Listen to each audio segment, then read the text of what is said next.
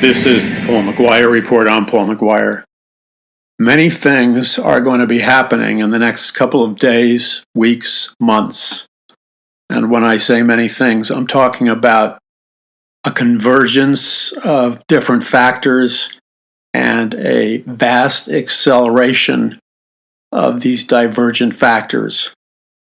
In other words, life in America and around the world is not going to continue as it has been continuing.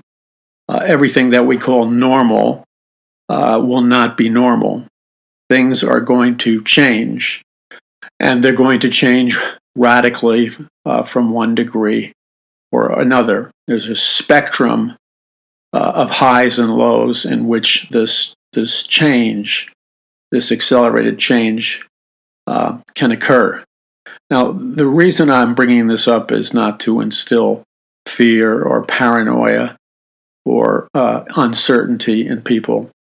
If I did that, that would basically be a disservice. I mean, what good would it be if I simply portrayed for you a scenario of doom and gloom, no hope, et cetera, et cetera? It wouldn't do you any good at all.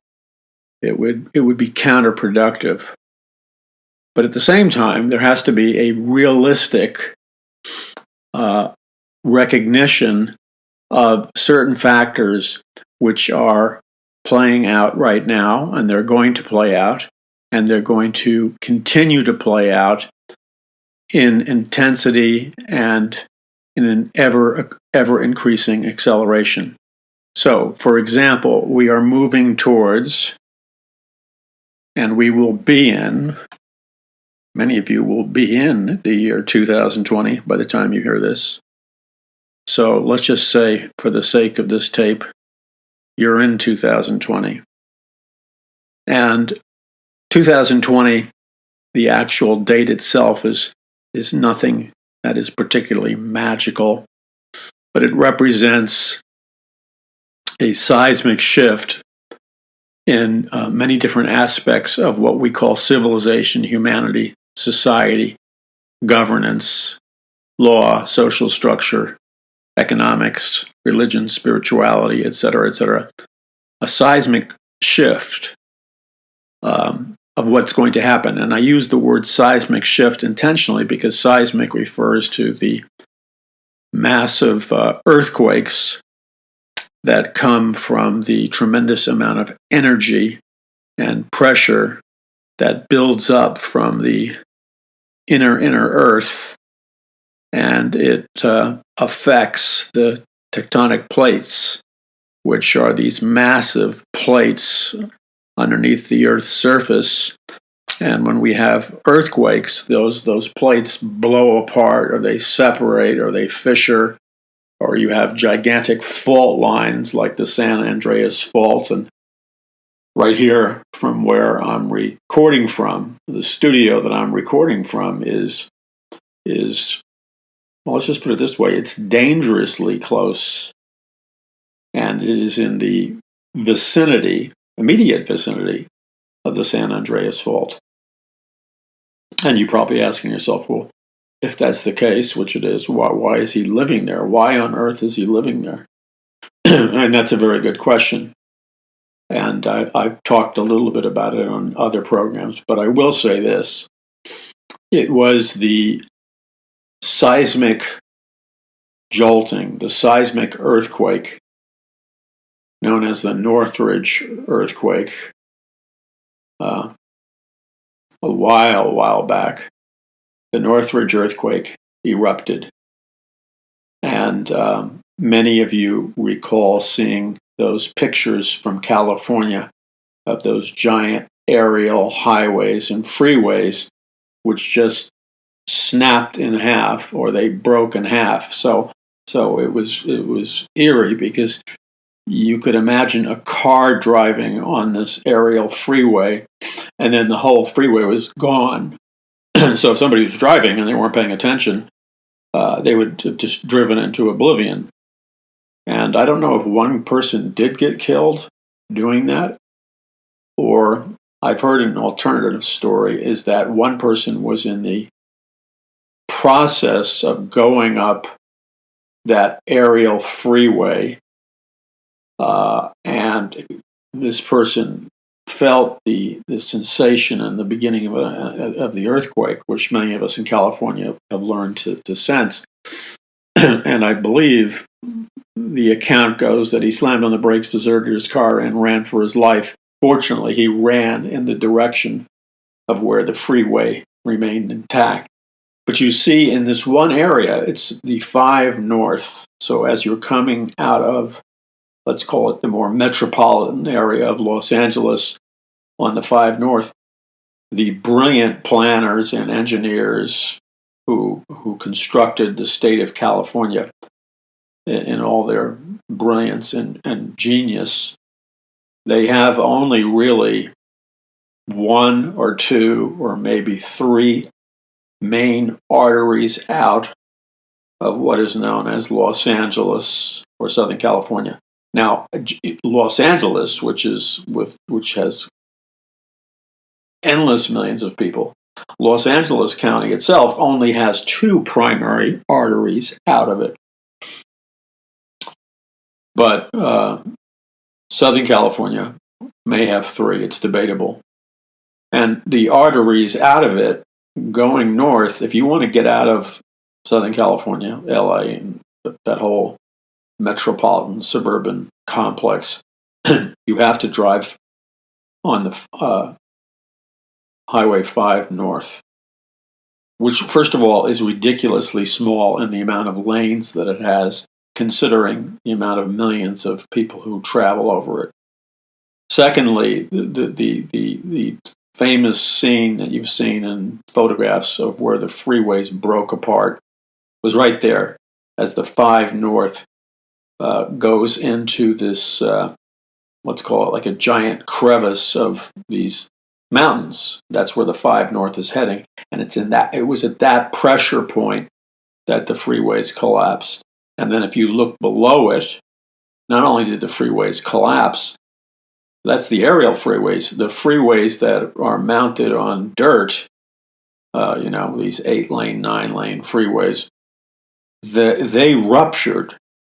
They ruptured so badly that they more than snapped in half. They snapped in half and were 12 feet, 20 feet apart. The whole thing was the freeways were so reconfigured. It was like some gigantic super being from another planet who, let's say, had the physical size and strength of somebody the size of planet Earth, was just bending stuff. That's how superhuman strong what the earthquake did. In any case, my house at that time lived under what were called the dual or the 2 epicenters of the Northridge earthquake. One was in Northridge and one was north of Northridge, and where I lived was north of Northridge, where the other dual epicenter was. And I won't get into the whole story, but in the middle of morning, not the middle of the morning, at the beginning, before daylight broke out, our house began to rumble and stuff. And then I'm consolidating a long story, but it sounded like a locomotive train going at like 80 miles an hour had smashed through our living room and house. And it was the most intense, ear-splitting, ear-shattering, deafening noise I'd ever heard in my life. And I've lived through many earthquakes, and I've never, ever heard a loud noise accompany an earthquake, ever. So this was like a completely different experience, that the decibel volume level was ear-splitting. And why it was ear-splitting, and we didn't know why at the time. We didn't know anything at the time. The house shook and convulsed so violently that we thought literally at any second it was going to snap and just collapse. In fact, what I was able to see and feel of the intensity of my house convulsing, I'm surprised even withstood the earthquake. 2 houses down from me, going to that neighbor's house after the earthquake, you walk in the front door and you see the earth is split, starting at the front door to the back door. There's like a 2 feet, 3 foot chasm where you know, the whatever was on the floor, the tile or whatever, is completely split apart. It's a giant gap that's 3 to 4 feet wide, and it continues through the living room. And you look down into this giant gap, and it's all dark. You can't see anything, and it's like, I don't know, 50, 60, 100 feet deep, just a crevice into the earth. Well, what happened was the foundation of their house split in 2, and they were just 2 houses down from me. And other people had worse or more horrific things. You saw all the pictures. In any case, the neighbors filtered their way to our house because our house was deliberately at the end of a cul-de-sac, which gave us like semi-privacy for a suburban neighborhood. So we only had really a neighbor relatively close on one side of the house. The other was up on a hill, and just a valley below it. The other was kind of these mountainous high desert area, mountains. And so the way the developer did it, because it was the last house at the end of the street, at the end of a cul-de-sac, he gave it an unusually long span of garage, like a little, not garage, like a mini street going up to the garage. And that was unusually long. So for whatever reason, I guess it was the Lord, really, people began to come out of their houses, and they would bring their lawn chairs and flashlights and whatever they could throw on, bathrobes, whatever. And they began to sit on our cul-de-sac and our lawn, and we all began to talk, which like never happens in California. Neighbors never get together, except maybe on the 4th of July, to get together and talk in a group of more than 2 or 3 people. But we had about, I don't know, 25, 30 neighbors talking and trying to figure out what happened. And none of us knew. We thought maybe it was a thermonuclear blast because the radios weren't playing anything. The lights were out as far as you could see. So anyway, people spontaneously, you never know how powerful your witness is, good or bad, to your neighbors.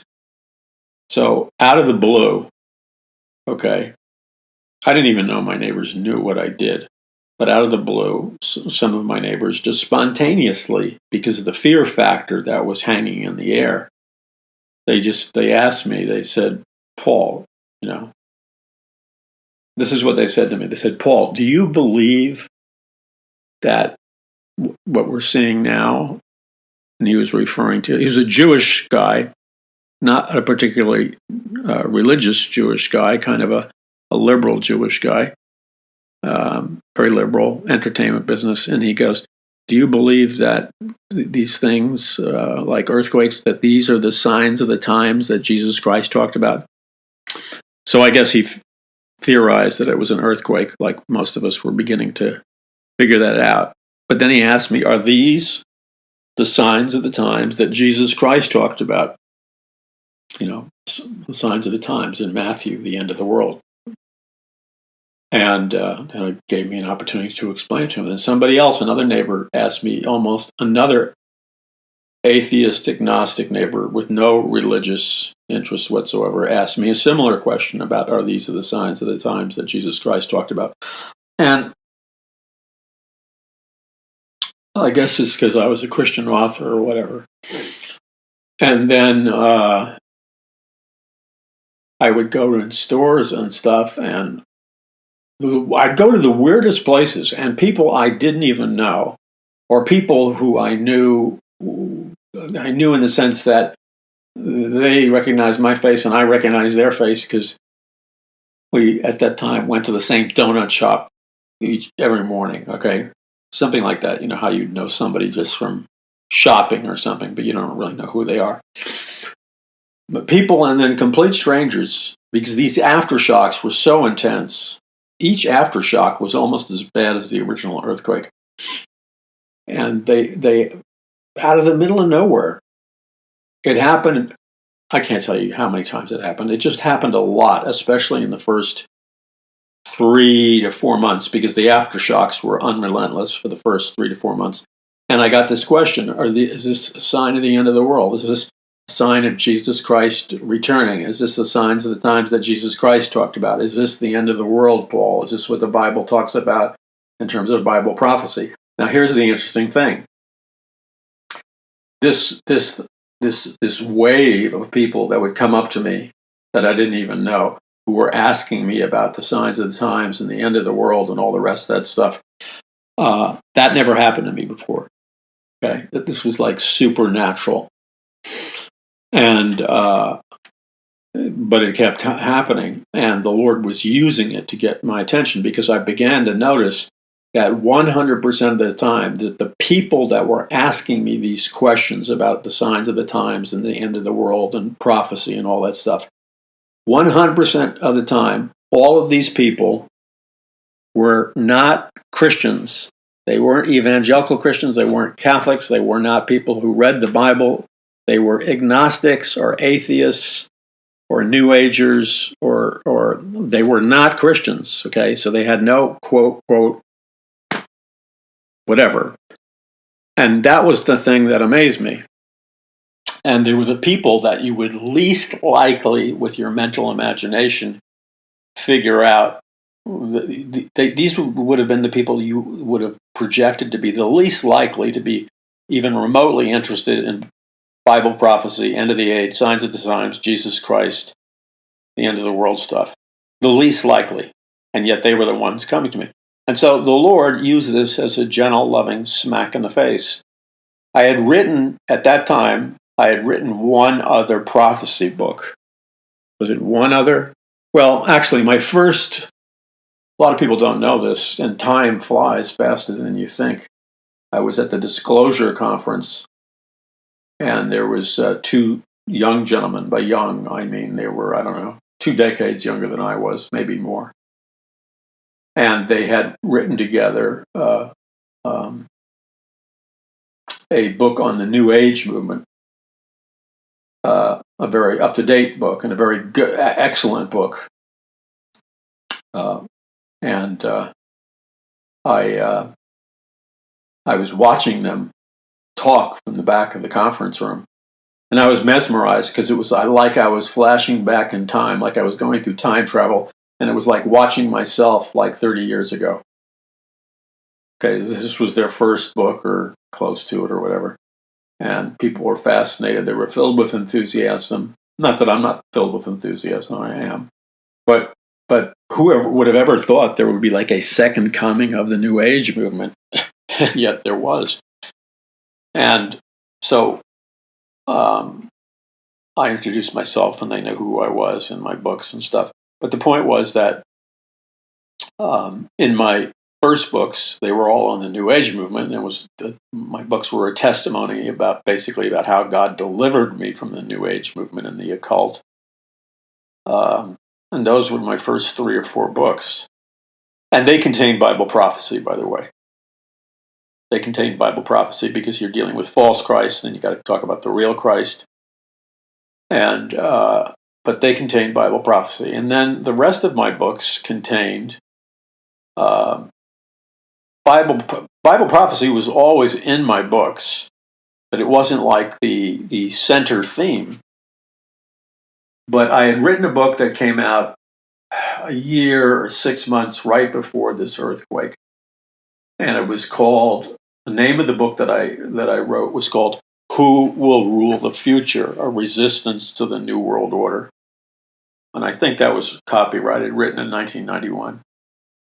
And I went to CBN for Pat Robertson, and I hosted 2 conferences for him. I hosted the End of the Age conference on Bible prophecy, and I hosted the something to the effect of Exposing the New Age conference for Pat Robertson at CBN, which dealt with exposing spiritual counterfeits. And So the book that I was just releasing was called The New World Order. No, I'm sorry. The book that I had written back then was called, what was it called? I have to look here in the studio. Give me just a second. I'm going to turn around. Yeah, the book that I had written at that time was called Who Will Rule the Future? ? Subtitle, A Resistance to the New World Order. And every time I think about that, I'm sitting in the television studio where I do the TV program. And there's a bookshelf there that features many of my books. And it's amazing how even though I did not plan, I never planned a concerted strategy to write books in one particular subgenre or one particular theme area. My plan was to write books as they interested me, period, end of story. I never planned to be I did somewhat plan to write in the area of prophecy, but it wasn't like I never conceived in my mind that would be like the main genre I would be writing in would be Bible prophecy. It never entered my mind. It just happened. Because the book, Who Will Rule the Future? A Resistance to the World Order, and it's amazing how the Holy Spirit in you knows what to do before your mind catches up, sometimes decades later. See, Who Will Rule the Future? It was a challenge to Christians. And it was basically telling Christians who is going to occupy until Christ comes. But that was a cumbersome title, so I just popularized the title with Who Will Rule the Future? In other words, the future is up for grabs. Somebody's going to rule it. Somebody's going to control it. Somebody's going to occupy the land until Christ comes. It'll either be Christians who love Jesus, or it'll be atheists and New Agers and occultists and people who do not like Christ and God and things like that. So then the subtitle, A Resistance to the New World Order, which of course is about prophecy, but it's also a communication that the New World Order is an instrument of those who do not want the kingdom of heaven. They want man's and the Antichrist system. So the book contained a lot of that, and it had a lot of good stuff on prophecy, but it was also a book that challenged people to be responsible for society, etc. And at that time in my ministry and in my life, yes, I absolutely believed in the return of the Lord. I absolutely believed in Bible prophecy. But in my mind, I had a conception that the return of the Lord, I think I was overreacting to all the people, many of whom I knew personally, who, made these predictions. These were well-known authors and well-known ministers, but they would make these predictions that Christ was returning in a particular year. And a bunch of them did it. And these were very famous Bible prophecy teachers and ministers and authors who had a great deal of credibility. They weren't like flakes and wackos, but hey, they went on record announcing the year of Christ's return. And guess what? I'm talking about the ones with the credibility, not the flakes. But they all, they're still great men of God, but they have egg on their face because they should not have violated the biblical rule to project a specific date. That's all. So I was reacting against that, and so I always left the door open, and I still do this to this day. How do you know Christ isn't going to come back for 100 years? That really bothers people. But really, if you're going to take the Bible literally, then that is an option. Yes, it's true that Jews came back as a super sign in 1948. Yes, it's true that the signs of the times are happening like never before. Yes, it's true that the blood moon signs and the other signs, the intensification and the rapidity of the prophetic signs is moving at a dizzying pace. There's no question about it. We've never been in the time period like we're in now. So this is uncharted territory, and it has to be recognized as such prophetically. However, having said all that, Jesus Christ said, "No man knows the day or the hour, only our Father who's in heaven." So when it comes right down to it, all of these prophetic signs may be swirling around us with great intensity, but that is not a slam dunk. That does not mean 100% that Christ is coming back this year or in the next 5 years or 10 years or whatever somebody's pet theory is. And I'm just going to shoot really straight to you, okay? And it's out of love, but it's really straight. I want to shoot really straight. I've been a Christian for, I don't know, about 44 years, okay? I was raised in an atheist household. When I was discipled by a guy in Manhattan who had back then, he was an ex speed freak. And I was an ex hippie and majored in altered states of consciousness at the University of Missouri and filmmaking. But he had this all of you hippies out there will remember this. He had one of those older Volkswagen buses. All the old hippies will know what I'm talking about. It was the car of choice for hippies. And this is in Manhattan. And then he had it very well done in spray paint in the very front of the VW bus. It said, "Jesus is coming soon." And it was very legible.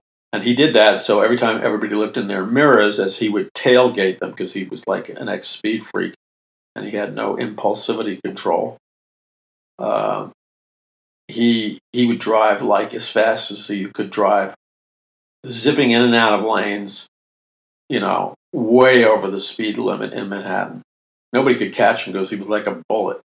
And when people would see him, and it wasn't the greatest witness in the world, but when they would see him on their tail through their rearview mirror, they'd see the words, "Jesus is coming." And it was really, I was quite terrified to be sitting next to him in the passenger seat, because he was a great guy of God. Sometime I'll tell the whole story. But he really believed that the Lord was coming soon, as did many people of that generation who got saved. And that's why he said, "Jesus is coming soon." And because he would endlessly tell me that Jesus was coming back any minute and you had to save as many souls as possible, which is a good thing, for crying out loud. He had a sense of urgency.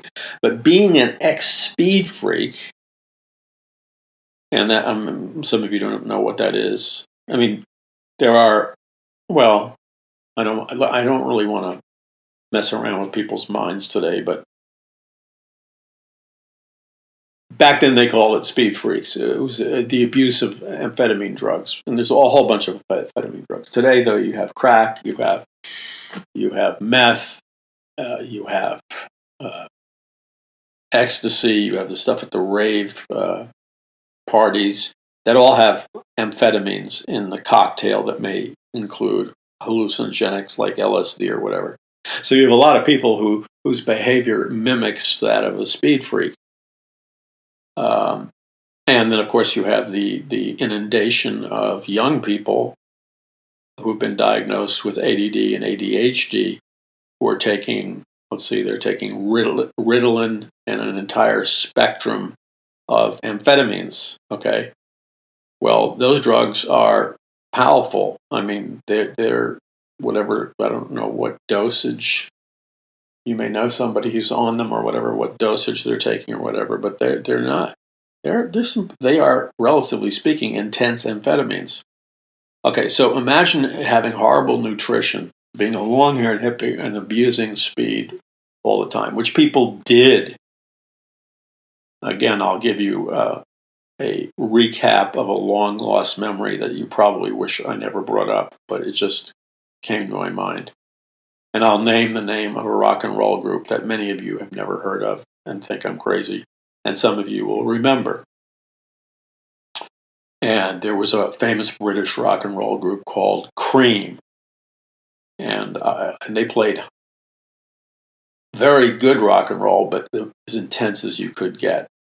And they had a song called In the White Room, and which features one of the lead singers being locked up in a white room, which referred to a padded cell because he went crazy from amphetamine overdose or amphetamine psychosis. And a well-known member of that band, of course, was, I'm having a memory blank, famous, still around, plays the blues. And some of you are laughing because you know who I'm trying to think of.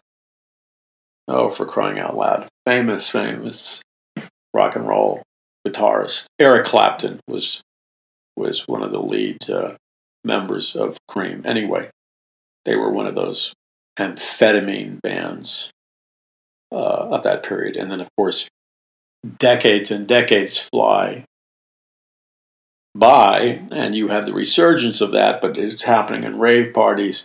And then you have the whole heavy metal scene, like Metallica. And then you have some heavy metal groups that are into satanic heavy metal, and they're all doing speed. Now, you say, Paul, why do you know all this? Because when you read my brand new book, The Greatest Battle for the Hearts and Minds of Mankind in the History of the World, I have a large section on that, the world's most violent criminal gang, MS-13. And I tell in my book, The Greatest Battle for the Hearts and Minds of Mankind in the History of the World, that MS-13 came out of the ghetto in Los Angeles, and they were originally just a bunch of metalhead, headbanging, methamphetamine using heavy metal listeners. And then, I guess, the taking of amphetamines, listening to certain kinds of... I made it a point to say in the book, The Greatest Battle, that not every heavy metal band is a satanic band. But there are, just like in all parts of the music business, there are certain heavy metal bands, as there are certain hip-hop and rap bands that are Satanists. And so when these people are blasting their minds out to all these psychedelic drugs and opening their doors of perception through a combination of psychedelics and amphetamines, and then performing satanic rituals and listening to certain kinds of satanic heavy metal, and then performing rituals, guess what happens? When you do that kind of thing, you are opening a portal in your soul and spirit for demonic influence, for demonic invitation, for demonic possession, demonic intrusion. See? Because you see, I'm not here to comment. I'm not here to medically comment on whether or not a child should be taking ADD, ADHD drugs that contain amphetamine substances. I'm not here to make a diagnosis because, number one, I'm not a doctor. Number two is, I am certainly not saying that simply because somebody takes a prescription medication and whatever, that they're going to be demon possessed. That is like ludicrous. However, we have to remember the lessons of ancient biblical history. And I talk all about this in the book and the whole history of this, which you should know in the book, The Greatest Battle for the Hearts and Minds of Mankind in the History of the World. The ancient Chaldean Empire. Now that goes back to the time of Abraham. And in the Bible, it refers to Abraham of the Chaldees, or the Chaldeans. And the Chaldean Empire was the world's most massive empire at that time. This was in the beginning of Abraham's life. But the Chaldean Empire was also a global center for the occult and a global center of witchcraft. And many of the witchcraft spells that are used by, the ex-Victoria's Secret supermodel and wife of the football star Tom Brady, she performs witchcraft rituals, and I list a whole bunch of celebrities who are into witchcraft, etc. Those rituals are the actual spells and rituals that were used by the ancient Chaldean witches and those in witchcraft in the ancient Chaldean Empire. And it's very interesting because what I do in the book, The Greatest Battle for the Hearts and Minds of Mankind in the History of the World, is I go back to ancient Chaldea. I revisit the names of many of their gods and their witchcraft stuff and their spells and stuff. And then I trace it to the 1940s in Great Britain with the rebirth of modern witchcraft. And then I trace it to the explosion where right now witchcraft is the fastest growing religion in America. And that many of these spells that a lot of actors and musicians and stuff use actually come from the ancient Chaldean empires. It's very interesting. Very interesting how these things happen. And starting way back with the ancient Chaldean Empire, starting way back with the ancient Babylon at the time of the Tower of Babel, and the magicians and witches in ancient Egypt. Starting way back then, they used psychedelic drugs, mind-altering drugs, rituals, bombastic rhythmic music, human sacrifice, sexual orgies, etc. They used all these chemicals and other stuff to open portals for the entrance of demonic beings to influence or possess or to control. So it seems like, well, today we have MS-13, and to a secularized analyst, he misses the whole point, because MS-13 started out as a group of head-banging, heavy metal, heavy satanic metal rock fans who were doing amphetamines and other drugs and listening to some satanic lyrics and then being enticed to perform satanic rituals, which they do to this day, by the way. I outline it in the book, The Greatest Battle. And so MS-13 becomes the most vicious, evil gang there is, but what fuels MS-13, as I describe in the book, is Satanism, satanic rituals, drugs, and heavy metal. There's a direct correlation between the ultra violence of MS-13 and their satanic origins, their chemical origins, etc., etc. It's important to know that. So when you see these pictures of contemporary MS-13 gang members, I mean, we're talking about tattoos that are like tattoos on hyperdrive. These people are so tattooed with the most violent, occultic, symbolic tattoos all over their chests, their legs, their faces, both men and women, heavily, heavily tattooed. They almost look monstrous. They're so tattooed. And yet, here's something that's very interesting in terms of outsourcing both jobs and manufacturing industries. MS-13, which is in the business of selling illegal drugs and sex trafficking, they are the largest single employer in a prominent South American nation. They're the largest employer. Now I'm going to explain why. You're listening to the Paul McGuire Report. Visit paulmcguire.us. That's paulmcguire.us. You are listening to the Paul McGuire Report. As I was discussing with you in my newest book, The Greatest Battle for the Hearts and Minds of Mankind in the History of the World, I talk a great deal about witchcraft, modern witchcraft. I talk about Satanism behind the MS-13 gang, and how these things they connect. They connect on a deep spiritual level. So, for example, on page 151 of my book, The Greatest Battle, I have a subchapter entitled 18 Drug-Fueled Days of Terror, Sexual Assault, and Satanic Murder. No, don't panic. I don't describe I don't describe in graphic detail what went on. You don't need to know what went on.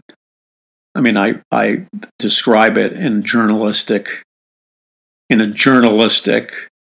fashion. I don't describe it in a gratuitous, gory, violent fashion.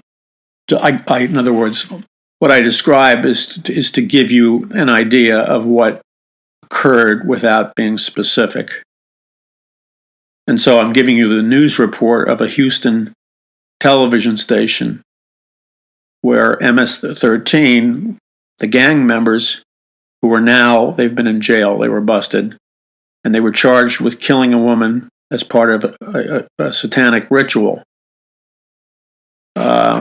And a 14-year-old girl gave information, and these MS-13 gang members had 18 drug-fueled days of terror and other things. And one of the gang members had a satanic shrine in his apartment, and another girl was murdered. Now, when you go back to the history of this gang, okay, it started MS-13, which is now all over the world. MS-13, and there was another giant gang in Los Angeles called the 18th Street Gangs. And a lot of people don't understand this economically, but California employs some 60,000 Salvadorians, making them the largest employers in the nation of El Salvador. So the largest employer in the nation of El Salvador is the MS-13 gang. That should scare you. And in America right now, there's over 1.5 million Americans who are active members of violent, bloody gangs by different names. That's a lot. That's like an army. And going back to MS-13's origins, they began by listening to heavy metal music, satanic heavy metal music, doing really intense drugs, satanic rituals, and this created a spiritual void in their lives, and it opened a portal for these gang members to become super violent and very aggressive and very organized. And so, spiritual things like hallucinogenic drugs and Satan worship have very serious consequences for our society. Okay, so having said all that, that actually goes back to the signs of the times that Christ talked about.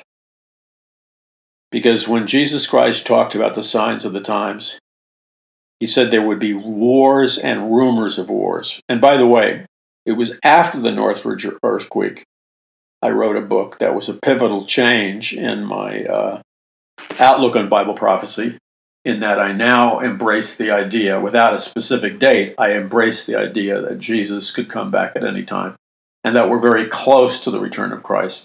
Will I name a specific date? No, I will never do that. But to me, there's an immediacy regarding Bible prophecy. So, right after the Northridge earthquake, I wrote a book called From Earthquakes to Global Unity, which told that whole story. It was a best-selling book. And I began to take the signs of the times with a great deal of immediacy. So when Jesus Christ talks about the signs of the times, he says there will be wars and rumors of wars. And the actual translation of the words wars and rumors of wars, the word wars refers to the word ethnos, or ethnic. And so what Jesus is really saying, if you translate it properly, is not just simply that there's going to be wars and rumors of wars, but that these wars and rumors of wars that Jesus Christ is warning about, one of the central features of these wars and rumors of wars is that they're going to be warring factions among different racial and ethnic groups and different nation states. So different ethnicities, different ethnic groups, different racial groups, as well as different nations. It's all of these groupings that will be warring with one another. Now, so despite all the efforts by the political correctness movement to promote diversity, etc., what we're seeing, tragically, is an undercurrent of a very violent form of racism happening in Europe, is happening in Asia, South America, North America, etc., etc., etc. Because there are very powerful groups in America that consist of the elite, and their occultic motto is order out of chaos or manufactured crisis. So what they do is they deliberately heat up the flames of potential racial conflict. They deliberately sow the seeds of potential racial conflict. They sow the seeds subconsciously in mass culture through movies, through films, through television shows, and other such things. What is happening to mass consciousness, especially among young people in America and across the world, is that young people are being exposed to a steady diet of feature films, episodic TV shows, music, pop, rock, hip-hop, rap, and all kinds of cultural inputs, which are seeding hyper racism and race wars and this whole ethnic group versus ethnic group thing that's being seeded deliberately into the subconscious minds of millions of people without the average person having any idea consciously that their subconscious mind is being seeded with racially violent images. In other words, somebody who's very sophisticated, has a great deal of power, understands scientific mind control, is seeding human consciousness and aggravating societal conditions in an effort to escalate and trigger a tipping point. And this is not good for anybody. It's not good for anybody of any racial group, any ethnic group, any particular national origin. It's not good for anybody. Everybody, no matter what racial group you belong to, no matter what ethnic group you belong to, everybody loses if there is violent conflict along racial or ethnic lines. Why? Because that fits right into, which I explain in my book, The Greatest Battle for the Hearts and Minds of Mankind in the History of the World. That plays right into the order out of chaos or manufactured crisis strategy. And that strategy simply is that the elite secretly create a crisis. They secretly create a chaos or a crisis. And after they create it, they become the ones that come in with a big parade and much fanfare and announce that they're here to save you from the crisis that they created or save you from the chaos that they created. And this is an ancient formula that goes back to ancient Babylon, and it's a Luciferian formula. And that is creating the very chaos, creating the crisis, manufactured crisis, as a pretext, as a pretense for sending in militaries, for confiscating guns, for sending in armed troops, for taking away all your freedoms. All it is a big con game. It's a pretense to establish an all-powerful Orwellian Big Brother dictatorship where all the people lose all their freedoms and they're stamped out forever. Because you see, the whole thing, the way manufactured crisis is orchestrated in the subconscious mind. Well, let's just get right down to it. In my book, The Greatest Battle for the Hearts and Minds of Mankind in the History of the World, this is a fast-moving, fast-read book. It's not a boring book. It's very contemporary. But I expose some truths, no, not some, I expose a lot of truths that you've never heard before, but they're scientifically true.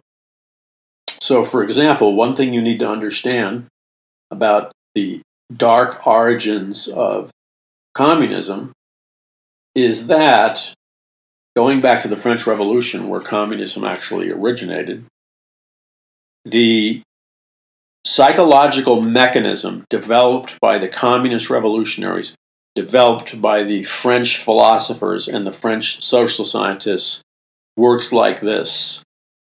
They scientifically, methodically, and mechanically deliberately arouse a strong psychological feeling of envy in the millions of people in the masses. So they sow seeds of envy, which is jealousy, among millions of people. And they sow the seeds of envy through posters, through plays, through music, through pictures, through words, any means of communication that they can possibly use. They're embedding mass consciousness with this very important negative emotion called envy, which leads to jealousy. Now, envy, when you study, as you should, when you study Marxist, communist, socialist, National Socialist, or Nazi mind control strategies, military psychological operations strategies, they are highly scientific and highly developed and highly well thought out. And it's essential in every communist revolution, in every takeover by a totalitarian government. An essential part of the process is strategically embedding the emotion of envy and arousing envy in millions and millions of people. You arouse envy till it becomes an uncontrollable, violent, psychopathic emotion. Now, this is very important for you to understand. It's so important that I devoted a couple of chapters to it in my book, The Greatest Battle for the Hearts and Minds of Mankind in the History of the World. Why is it so important? It's important because the communist scientists, they approached revolution from an occultic and a scientific perspective. And they recognized that once they could arouse envy in the ordinary man or woman, that envy would allow the ordinary man or woman the inner moral justification to hate, to be jealous, to be violent, to commit criminal acts, to steal, rob, kill, and destroy their fellow human beings. It all could be justified, you see. It all could be justified in their conscience because of the artificial manipulation of envy. In other words, these people that we're killing, torturing, stealing from, raping, murdering, sending to camps, etc., it's okay that we do this because they have illegally acquired their wealth. They have illegally acquired their prosperity. They have stolen their wealth from us. Without making us their slaves or their subjects, they would never have prospered. Therefore, we're entitled morally to our envy, and we're morally entitled to turning our envy into violence and violent behaviors. See, it's a very clever stealth means of justifying a whole series of immoral and unethical choices.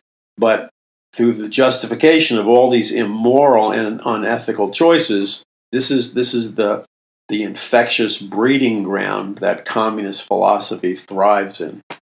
And it's so important that you understand this, because if you understood it, every time you would turn on television, instead of having a puzzled look trying to figure out what's really going on, if you knew the basic ground rules of, let's call it PSYOPs, psychological operations, if you understood the tools that the enemy was using, then you would see right through it. You would see right through it. It would be blatantly obvious to you that, wow, they're deliberately using envy to take the people, the masses, to the next level. And so then you have movies. Many young people will know which movies I'm talking about instantly, like the Purge movies. And I believe in the last Purge movie, it keeps getting more intense and more bloody. The government allows an official holiday where the ordinary people in a society are allowed to go totally run amok. They're allowed to break into the homes of more affluent people, rape, kill, murder, steal, burn down their houses. And it's called Purge. And then the idea is that if we allow people to do it once a year, it will purge them of these violent emotions. That's not the purpose of the movie at all. The purpose of the movie has a hidden agenda. The actual purpose of the movie, in my opinion, is to embed violent, hostile, arousal, envy, psychological mechanisms in the viewer, and then through the fantasy of watching people go berserk, murder, rape, kill, burn down houses, do sadistic things to people who they envy, they're creating a neurological roadmap in the human brain designed to imprint in the average human brain a kind of autopilot social revolution, so that when certain factors are deliberately and systematically triggered in our society and culture, millions of people will go berserk on command because they've been subliminally programmed to be violent, murderous, sadistic revolutionaries. You think that's far-fetched? The only reason you would think that's far-fetched, or that your friends would think that's far-fetched, is because they didn't do their homework. If you do your homework, not only will you find that it's not far-fetched, that it was the plan, it was the Luciferian plan of the elite going back hundreds of years, thousands of years. So, for example, on page 109 of my book, The Greatest Battle for the Hearts and Minds of Mankind in the History of the World, I have a chapter entitled The Dark Origins of Communism. And this author, Joshua Phillip, is writing in a book where he's investigating the major communist revolutionary leaders. And he asks this question that I quote him in the book. But what were the ideas that incited Robespierre? Robespierre was like one of the most fanatical of the French revolutionaries. He had everybody had their head chopped off. So Robespierre was a fanatical French revolutionary. But what were the ideas that incited Robespierre to start his reign of terror environment that would inspire the atheistic hatred behind the French Revolution's de-Christianization movement? What was it that inspired the revolutionary revolts that would continue into the 19th and 20th centuries? So here's a clue that I'm writing in the book, that to me, this is pathetic beyond belief, that the average Christian high school student and college student has never been exposed to the history that I'm giving you in my book, The Greatest Battle. The professors have no understanding of it. The students have no understanding of it. And guess what? Because of their lack of knowledge and wisdom, my people are going to perish. Okay? They're going to perish. Because you see, what you have to understand is that it is not an accident. It's not just a byproduct that behind the thinking and the minds of all the most powerful communist revolutionaries, beginning with Robespierre during the French Revolution, Karl Marx, Lenin, and others. What this researcher is exposing was that Robespierre, who was the revolutionary leader who started a literal reign of terror in the streets of France, and that Robespierre was not about income redistribution, social justice, and all the other lies that the communists promised people. What made Robespierre his heartbeat is that he had an atheistic hatred, and he used the French Revolution's, quote, de-Christianization movement simply as a mechanism to destroy Jesus Christ and Christianity. See, when you get right down to it, with all these communist revolutionaries, the famous ones, the philosophers and the heads of state, etc., in their own words, over and over again, as they're quoted, and I quote in my book, The Greatest Battle, it's not about social justice with them. It's not about redistributing the wealth with them. It's not about universal health care with them. It's not about all these things that you hear talked about in popular political circles today. Socialism, communism, and Marxism has nothing whatsoever to do with fairly redistributing the wealth, creating social justice, giving people their rights, giving them universal health care and great jobs. It has nothing to do with that. The only people who believe that are ignorant people, like people who work for the media. The actual history books teach us, and I quote for you, and I document it for you in my book, The Greatest Battle for the Hearts and Minds of Mankind. Let me read you. The emergent European systems aim to strip the individual of adherence to traditions. That means, when it says the European systems, that means the EU systems that are designed to strip the individual of adherence to traditions is just a fancy way of saying the EU systems are a stealth mechanism to eradicate and destroy the Christian faith and belief in the Bible from the masses of the people. That's all it's saying. And that the EU, like all Marxist communists and including the United States, if it goes socialist, will always demand a totalitarian system. All this bunk you hear about democratic socialism is total. It cannot happen. Because you see, the driving force behind communism, Marxism, and socialism is militant hatred of Jesus Christ, Christians, and the Bible. And the only way they can eradicate, get rid of, send to re-education camps, send to camps that they kill, the only way that these radicals can accomplish their goal is they must have a totalitarian dictatorship government that will force individuals to reject and destroy Christianity. I hope the light bulb is going on in your brain right now, because it all makes sense, what you see on TV and what you hear in the media. It all makes sense if you understand what the plan is. So the French Revolution, I'm giving you a crash course in history. Some of you already know it. But so you can argue with your friends intelligently, and not argue. I want you to win the argument with your friends. Not because you and I want to have a big ego and we just want to win the argument. That's not the purpose of winning the argument.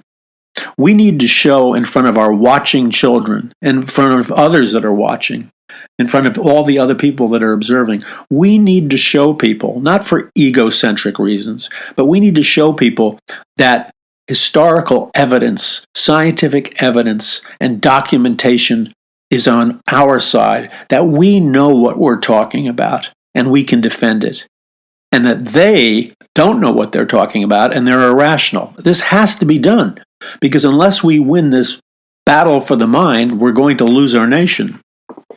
So the French Revolution, the real reason for the French Revolution, had nothing to do with medical care, redistributing the wealth, creating the perfect world, environmental programs. That was not the purpose of the French Revolution, which was the mother of the Communist Revolution. The purpose of the French Revolution, let me tell you, this was a Christian intellectual. Many of you remember his name, G.K. Chesterton, 1874, died in 1936. He wrote an article on March 21st, 1925, which I quote in my book. And what he said, communism advances on deception and lies. And then he said that the communism and the Russian communists were not trying to liberate the poor people and redistribute the wealth. He pointed out that communism had nothing at all to do with liberating people. Communism was all about enslaving people. And the fact of the matter was, he said that in Russia alone, not only did all the people under communist Russia government, not only did all the people lose all of their freedoms, 100 million Russian people were killed, starved to death, or sent to concentration camps, all in the name of fairly redistributing the wealth. Do you see what's going on in our nation right now? Do you really see it? Or are you just kind of like glazed over look? And then these are experts after experts that the reality is that communism and Marxism is not a political movement or an economic movement. It's a new kind of religion where man is God. And the key to it here's the key to it. The key to it is that the Illuminati, which financed the communist revolutions, the communist revolutionaries themselves, the French revolutionaries, all these revolutionaries, okay? All these revolutionaries, their ultimate motive, okay? Their ultimate motive had nothing to do with bringing about, man, if you could just, you'll never hear this through the Orwellian media in our nation. All the communism, the revolution, the globalism, the environmentalism has nothing at all to do with wealth redistribution, social justice, making a better planet for the common man, feeding the hungry, respecting diversity, allowing everybody to do their thing. It has nothing to do with it. It never did. The real agenda behind these radical movements, okay, is their leaders have a pathological hatred, a satanic hatred for Jesus Christ, for the Bible, for Christianity, for Christian morals, for the Old Testament and the New Testament. You have to understand that all the philosophers, the great writers, the thinkers, the communist revolutionaries, they all had one thing in common.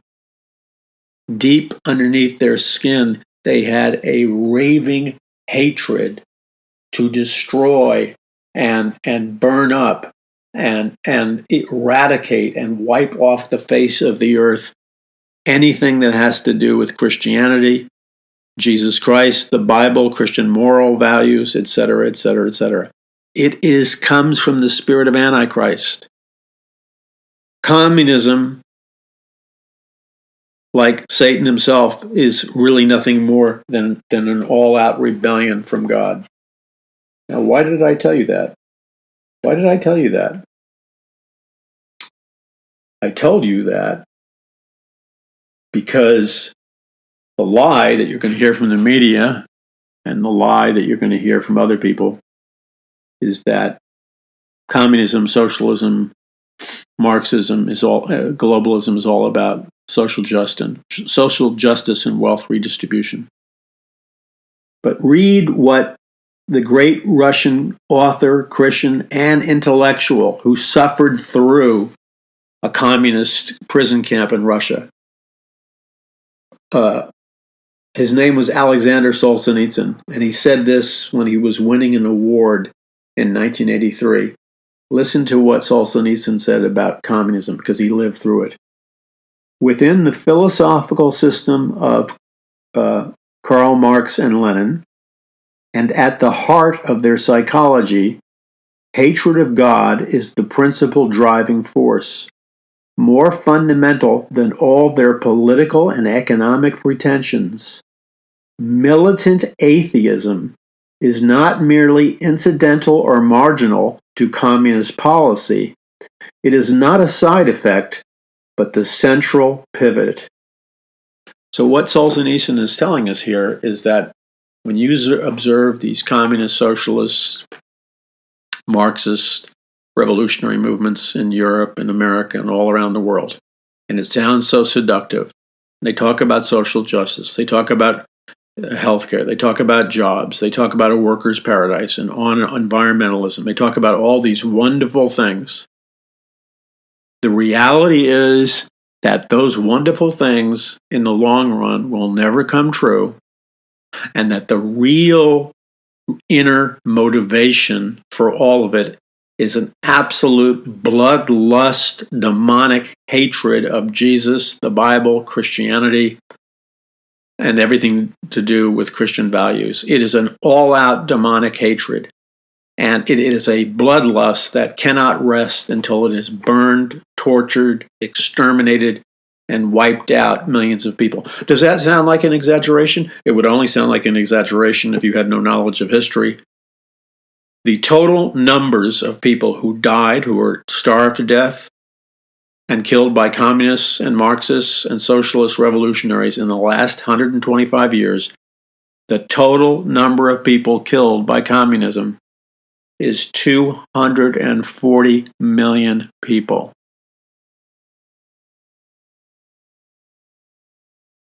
Now, of course, if you never hear that number, it doesn't mean that's everything. That tells you everything. And if you think you can sit on your posterior and be apathetic or hide in your church like so many of these pastors do, lay low, never say anything about anything. If you think you can lay low, say nothing, hide in your churches, play church instead of be the church. If you think you can just hide, you got a wake-up call coming. You got a big wake-up call coming. Now, the wake-up call is already here.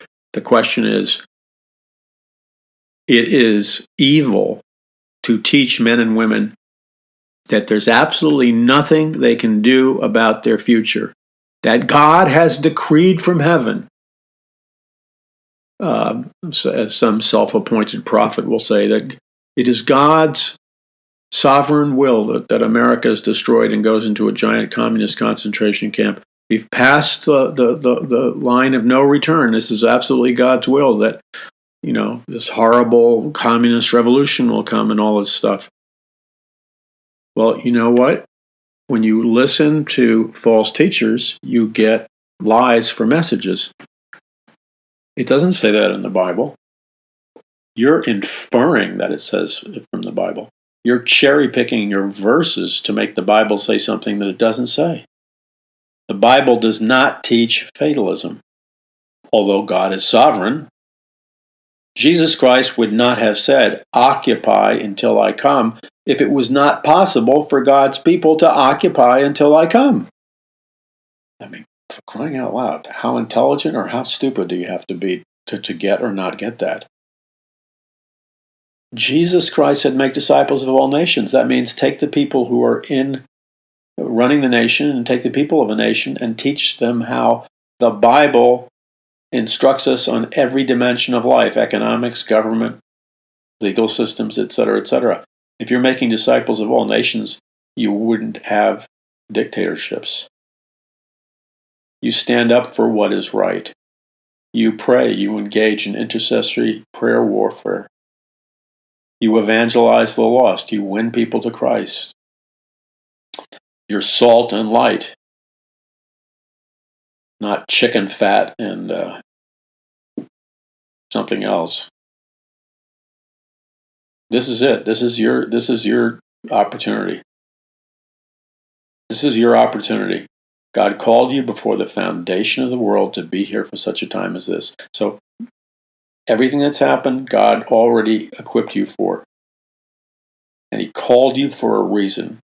And don't ask me what the reason is. That's your job to ask Jesus by praying and studying. And Jesus will reveal it to you very quickly. And then finally, are you going to obey what God is calling you to do? Or are you going to make endless excuses? You will be rewarded in the next life if you obey God, and you will be deemed unfaithful if you reject your assignment. You have God, of all the time periods in all of human history, God has chosen you. Yes, you and me and people just like us, ordinary people. God has chosen you. God has chosen me. God has chosen others that you know to be here for such a time as this. Why? Because He has uniquely qualified us and equipped us to fight the spiritual battle that needs to be fought in our time period. And so, God has an expectation that if His people call on His name, and if His people rely on His power and wisdom, God's expectation is that His people will be victorious in their last days assignment. Because God has a prophetic destiny for America that is still not yet fulfilled. And it can be fulfilled. It can be fulfilled. So ultimately, as you think about the new year, think about your destiny being fulfilled. Think about the nation's destiny being fulfilled. And then ask yourself the question, what must I do personally to see my destiny fulfilled? My family and children's destiny fulfilled? What must I do personally to see my nation's destiny fulfilled? And it's that note should the contemplation of that idea should feed you with the supernatural strength and the power and the hope and the joy of the Holy Spirit. That should be an energizing force and an anchoring force. That when the lights turn on, think of your body, soul, spirit like this magnificent being that God created all of us to be. And when you sync up with God and God's plans and God's ideas, it's like all the biophotons in your system, all the neurological highways in your system, they light up with the biophotons. In other words, when you're in harmony with God, when you're in the will of God, when you're in sync with God, there are electronic instruments that can really read and photograph your body glowing an energy force of health and light. No, I'm not talking about New Age reading of auras. No, I'm not talking, get over it. I'm not talking about the New Age movement. I'm talking about neurological science has discovered the existence of biophotons. And when your neurological circuits are functioning in the harmony that God, or in agreement with what God has for your life, then your biochemical circuits are working at their optimum, and your neurological circuits are working at their optimum. And guess what? A byproduct is that the biophotons in you light up. And you're still going to need a cell phone or a flashlight in the dark to find yourself around some dark room. But a glow starts to come to your face. And it's not a glow that's like as bright as the moon or something. I mean, we're not talking about taking hallucinogenic drugs. But you see, when somebody's in sync, they glow. They vibrate energy because you are an electromagnetic frequency. And then you become everything that God created you to be. And you find that when you position yourself to be everything God created you to be, you find that the fulfillment, the joy, the happiness, and that those powerful, miraculous answers to prayer that you've always wanted, guess what? When you speed dial the right number, which is the throne room of God, and you get a hold of Jesus, he answers prayer. So I want to turn you on, for lack of better words, with that message for the new year. And I hope that rocks your new year. And I hope you rock the world with your new year. God bless you. I'm Paul McGuire. Visit paulmcguire.us. That's paulmcguire.us. Make sure to send these messages far and wide because tragically internet censorship is alive and well. But when you send links of our program, it moves. Join our various social media. Join the YouTube. Join the Roku Channel. Make the decision to follow various social media. It helps with what we're doing. And then spread it. And remember that we have the overwhelming majority of the content on our websites or our Facebook pages. And if you can't join the private Facebook page, well, that maxes out at 5,000. You can still join the other Paul McGuire Facebook page, which has unlimited, the public figure one. And then you get our free videos, our free radio programs, the Roku Channel with hundreds of hours of programming, all free. And all the links to all of that incredible stuff is at paulmcguire.us, paulmcguire.us. Also, great savings and specials on our books, including The Greatest Battle, The Hearts and Minds of Mankind in the History of the World. Television interviews, conferences, tons of free content for you to watch on your cell phone or anywhere you are. And then you spread it to people. And as we spread this message to people, guess what? Revival starts to happen. Because two things, when a Christian who's dead is confronted with very powerful life, they either start coming alive or they run away. So you'll know who your friends are real quick by what you talk about. Anyway, God bless you. 2020, man, embrace it. Don't embrace it with momentary feelings, momentary perception. Embrace it in the confidence that Jesus Christ is Lord. He's King of Kings and Lord of Lords. Embrace it in the fact that you're not looking at 2020.